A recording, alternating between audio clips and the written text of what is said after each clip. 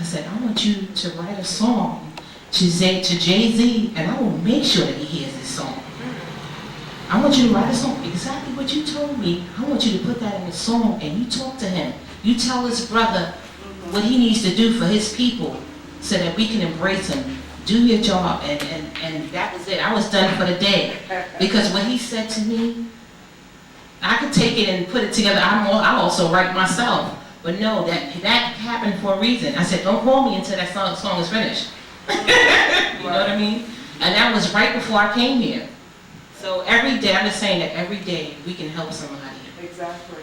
I don't care what it is. If you see somebody not treating your child, walking, you see parents walking in front of their children, you know, or it's freezing cold outside and they don't have their children dressed properly. All that stuff pisses me off. My mother has to keep me humble. She said, Amirya, you can't save the world, but if it starts with just 5 people every day, right, it helps. So. Give a round of applause. Thanks for giving me the opportunity. That's right. Give her a round of applause. She did a great job. I love that. That's good. Man, but, you know, and you know, she's so right. A lot of that stuff is going on, and we definitely it might take a few of us to stop this real quick. We got to stop it. I mean, that's why I have to admire what independent people do, and independent underground labels do, and underground artists do. They doing their work. They doing it hard. Black Dot is an independent artist, and people like Red Pill, the Superheroes. What Dr. York used to do when he's independent, and those that are spoken word artists before you all. I was independent at one point in time, just doing my own thing and just busting my own stuff. Right. And these guys that produced the record, after they robbed me, they had the nerve to be angry with me because I was selling it out to get some of my own music that I wrote, that I got copyright for. I got all the copyrights for my songs that I wrote. So, you know, they was angry at me because they wasn't getting no money. It's all right. Kept it moving. But without any further ado, I got to bring up the legend, man. This brother here is back in 99. So I want to welcome the brother. I thought he was a ball player when I first met him. Yeah, this is the Dr. Bob Law in the building. Give him a round of applause. This is the Hype Show, brother.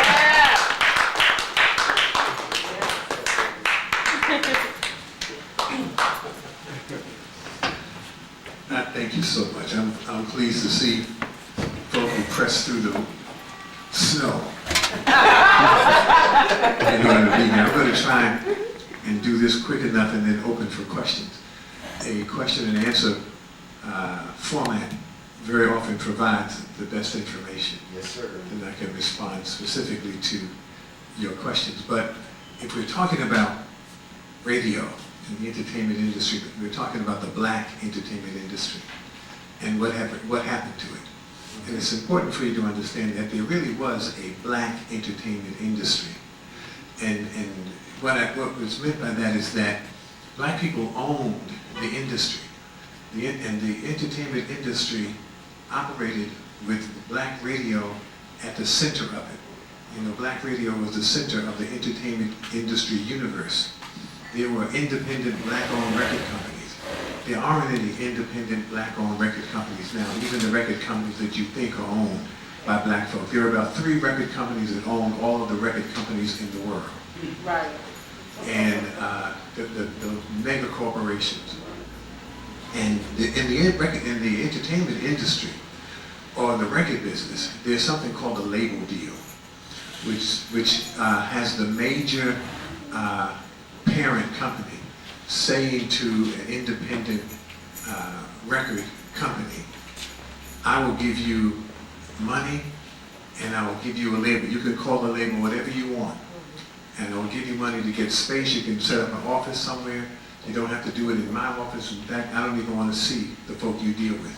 I will give you a budget, and I will, and the key is we will distribute your music. And if you don't come through us, you can't get your music distributed. So if you're not with the major distributor, you can't get into the stores that now sell records, like Target and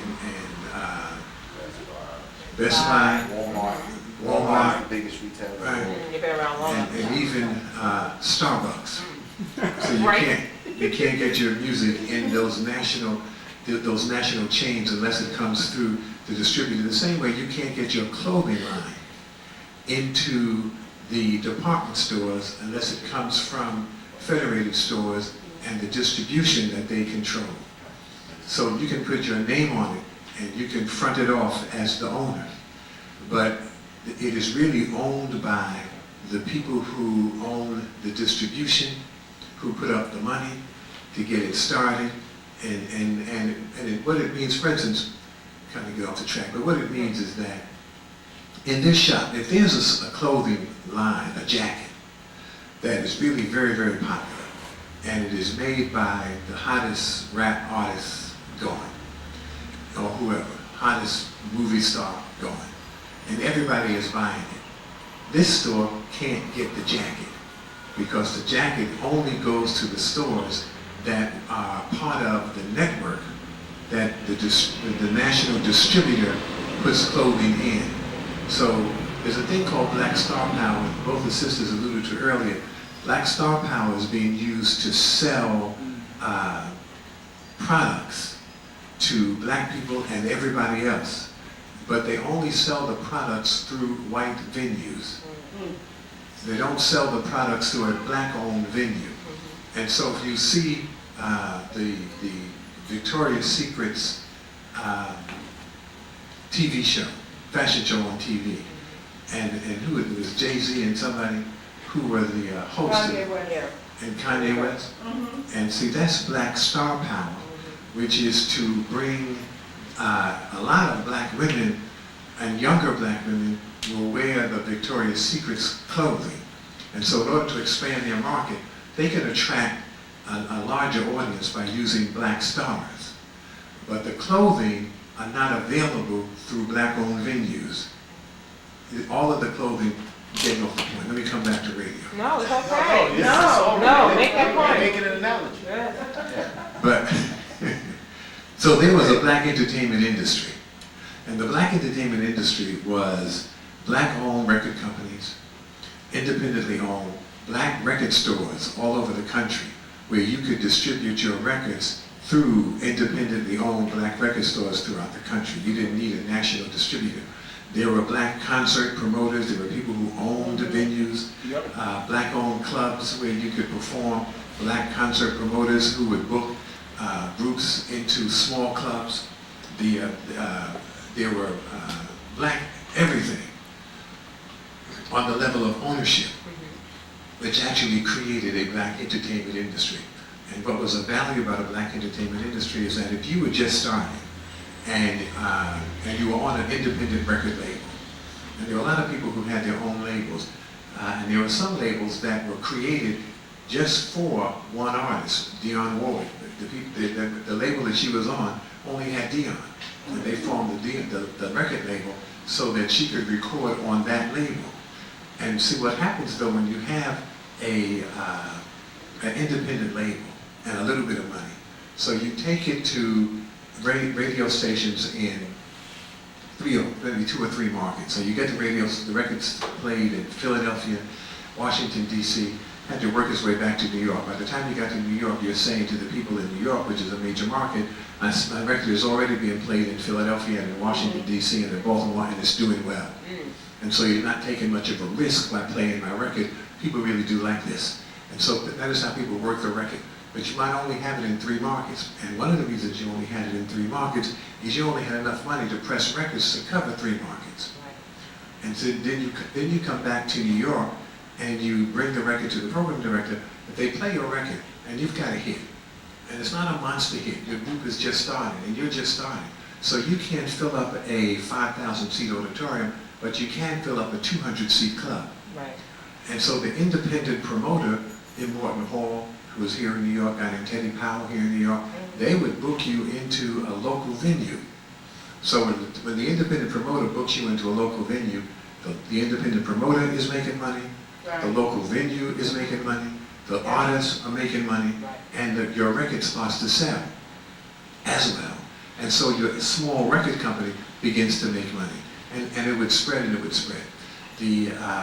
So the point is there was an independent black record industry that employed a lot of black people. and it was a very profitable industry. People were making a lot of money. They weren't, if you had a song, if you had a record that was, and it sold 1 million copies, the problem is it didn't sell 1 million copies in a month or a week. You know, it took some time because you had taken the record region by region across the country. But by the end of the year, you had your $1 million. The major companies came in and went to artists who were guaranteed to have million sellers like Isaac Hayes. And they would say to Ike, you should come away from Stax Records because you are going to sell 1 million copies, but we have national distribution. And if you come with us, we'll pay you up front. We give you a cash advance, so you don't have to wait until the end of the year. You're going to make $1 million, we'll give you 500,000 right now. And there were a lot of artists who went for the cash advance, just like the current generation of artists all go for the cash advance. And so when you go for the cash advance, then you are owned by the major label. And they are the ones who really, truly prosper. It's a whole other story. There's a lot of stuff. The industry... They have to pay that money back, right? No, you don't have to pay. You don't have to pay the money back. Here's the way it works, though. It's not like you have to. It's not like it was a loan. Technically, it is a loan if your record doesn't sell. See, when your record doesn't sell, and you come around and you ask for your money, then they say, well, here's how many records you actually sold, and you owe me for the, and so.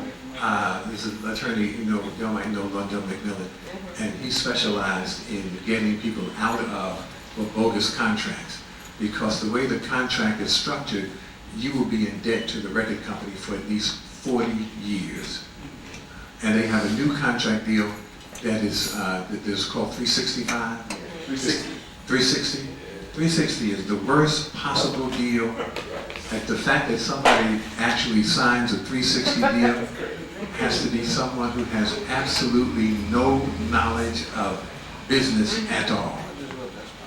And the 360 deal says that if they, whatever you do, the record company gets half of it. Whatever you do, if you do t-shirts, if you do anything, if you perform, the record company gets half of it. See, one of the reasons that artists... That's no longer, right? I know that's the newest deal. That's what's happening now. But see, one of the reasons that artists didn't really fight and cry and fight like they should over a record deal back in the day was because the record company only got money from record sales. Exactly. The artist would perform. So the artist was never being paid adequately for their record sales, but they were being paid adequately for their performances. So they were making a lot of money. And they say now how they didn't realize that they were being exploited. Because, let me say this real quick, and then I want to tell you what happened on the radio. A friend of mine, Lloyd Price. You ever heard of Lloyd Price? No. Yeah. Heard the name. What did he do? Well, it's a long story, but Lloyd is, he was the black artist he introduced the record industry, he and Fats Domino introduced the record industry to black consumer sales. And that black teenagers would buy records. And teenagers, prior to them, teenagers were listening to the music that their parents listened to. And there wasn't a youth market. And then they changed the music, they made the music danceable, they created another rhythm. And Lloyd did a song called Lord and Miss Claudie, which was the first black record, was the first record to sell 1 million copies. Wow. Period. Right. First record to sell 1 million copies. Frank Sinatra, people like that, Benny Goodman, they did not sell 1 million copies of records. In fact, I think Frank Sinatra only had 1 million sell in his entire career. And at the end of his career, I think it was My Way. But Lloyd had about 9 songs that sold 1 million copies. And when he did Lord and Miss Claudie, he was a teenager. And he did Lord and Miss Claudie, and Lord and Miss Claudie was hot, it was playing all over the world. And he was booked at the Apollo Theater. And he had decided that he was not going to go. Things weren't working out the way he thought it would. He wasn't going to continue to be an entertainer. Frank Schiffer, who owned the Apollo Theater, called him directly and said, "You got to come to New York. People are asking for you everywhere. If you will come to New York," now this is back in the 1950s, he said, "if you will come to New York, I will pay you $1,700 a week So Lloyd said, for $1,700 a week, I'll go do the Apollo Theater. He said, but he didn't tell me I had to do 35 shows. You got a half-hour break, and you performed 6 days a week. And you had to do 35 shows, and by the time you did 35 shows, you realized that was less than $2,000 is being paid. And so by the time you did 35 shows, you realized you're getting paid like $50 a show. And the Apollo Theater is making thousands of dollars a show. And so, but he said it didn't occur to him at the time that he's being exploited because he was a kid. He's from Kenner, Louisiana, from New Orleans. He's making, ordinarily, he's performing and working in clubs and stuff. He's making $300 a day. And he says that his father was a laborer making about $48 a week. And he's making $300 a week. So he said, you'd never think that you're being exploited, and that's what happens now until you realize how much money you generate and how much money other people are making based on what you provide. But let me just come back to radio. See, at the radio, in the black radio, there were two institutions of influence in the black community. Black radio and the black church. Those are the two most powerful institutions in terms of influence in the black community. The black radio could even rival the church for its influence. Black radio personalities had enormous influence. Black radio personalities spoke a language that the audience understood, even in a code language, you know. But black radio was powerful, and one of the most influential institutions in the black community. Black radio, what made black radio work was that it was black radio. It had its own unique, compelling personality. It was black radio. And it spoke a language that black people understood, and it celebrated black. The music on black radio. See, if you look at literature, the literature of the 50s and 60s,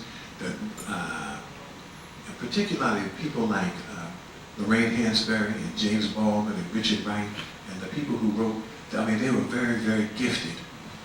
The literature coming out of the black community, however, was really speaking to white people on behalf of black people. The literature helped the world to see our genius and helped the world to see our humanity. It helped the world to celebrate our greatness. And so the literature, in a very real sense, was speaking on behalf of black people, saying to the world that black people were human. In fact, Richard Wright had an essay called White Man Listen. The music, however, was very different.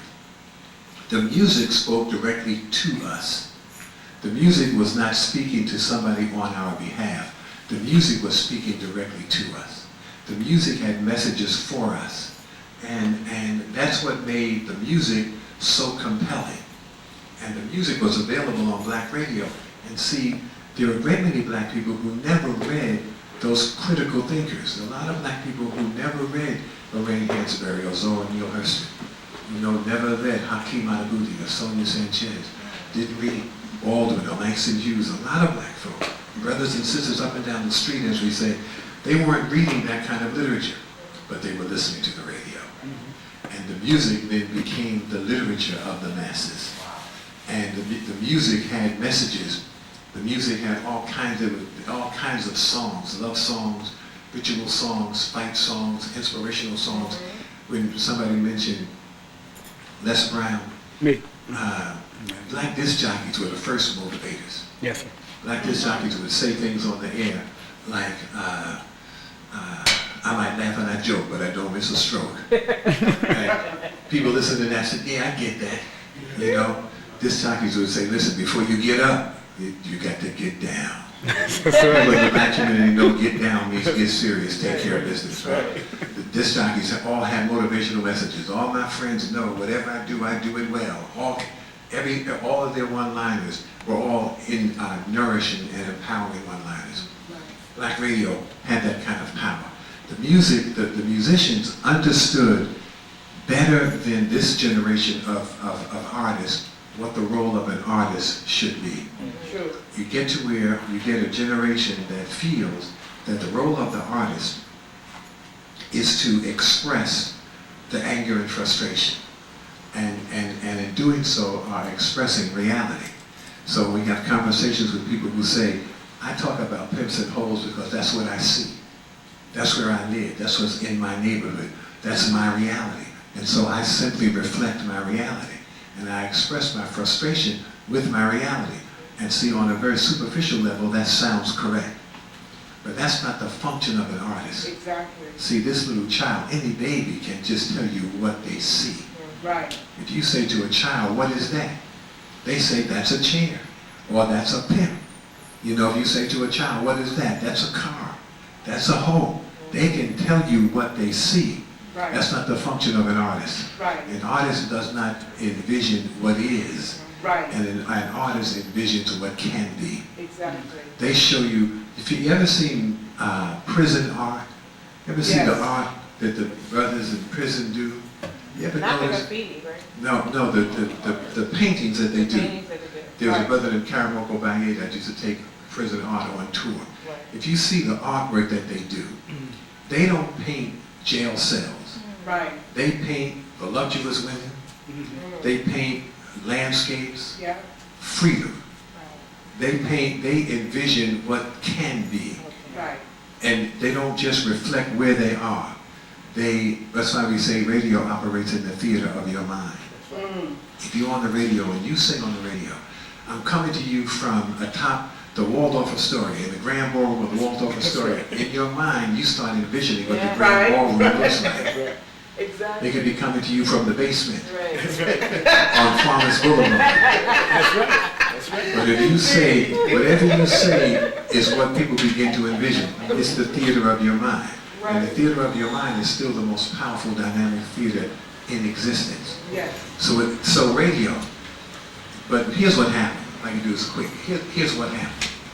Radio, black radio, decided to give up its unique, compelling identity and move from being black radio to being something called urban radio. And they wanted to see, well, what they said is that white people began to recognize, corporate America more so, began to recognize the power and influence of radio. And so they said that we have to diminish the power. So we're not going to spend any more advertising dollars on black radio. Black radio people say, why? They say, well, y'all are too black. The answer should have been, if you want to get black consumer dollars, you have to come through us. We're going to be even blacker because we want black people to identify with us so strongly that they will only support you if you come through us. But they didn't say that. Right. They said, if we're too black, okay, then we'll change. And we will be less black. So they use terms like diversity, multicultural. See, when black radio says that they are in celebrating the diversity of our culture, they don't really mean that they are actually trying to reach out and understand and celebrate all of our cultures. They say diversity to hide black. They say multicultural to hide black. They don't really mean that they understand or even care about other cultures and where the cultures interact. They are simply using that term to hide the fact that they are black. The ad industry gets its ratings, gets its information from a ratings company called Arbitron. Arbitron says that nobody's listening to black radio. Has anybody in here ever in your life been asked by Arbitron what radio station you listen to? No. In your life, not in the last ratings period, in your life. No. And so Arbitron has, when Andrew Cuomo was Attorney General, he brought a lawsuit against Arbitron and he won the lawsuit. He was able to prove in court that Arbitron's methodology was flawed and was causing great harm to black radio. So what happens is that a WBLS will go into the ad agency and the ad agency says that you don't have any ratings. It was hard for them to say that to BLS, but they say you don't have any ratings. Arbitron tells us there's nobody listening to you, so we're not going to pay you what you're asking for. The corporate America gets away with that because they understand that the black consumer as the black audience as consumer can be taken for granted. Y'all keep buying stuff even though nobody asked you to buy it. Exactly. So there are radio stations that you listen to, and you know as you listen to those radio stations, you don't hear commercials for the products that you buy. So the advertiser is taking, the manufacturer rather, is taking your advertising dollars, your consumer dollars for granted. And you are spending over $600 billion a year. By 2013 or 2014, it is estimated that black folk in America will be spending $1.1 trillion annually. How can the people who spend that much money not make some demands on corporate America, insisting that they reinvest in a meaningful way into the black community and into black media? So black radio is kept poor by design.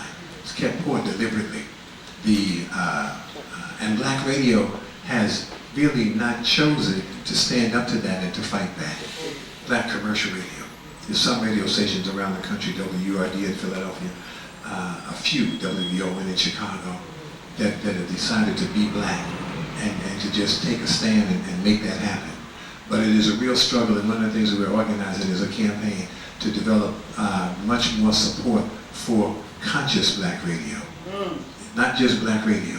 Some of the things that you talked about earlier, some of the people who are on the air in the morning, selling things that are silly, that are frivolous, here in 2012, it's a betrayal of the best interests of your people.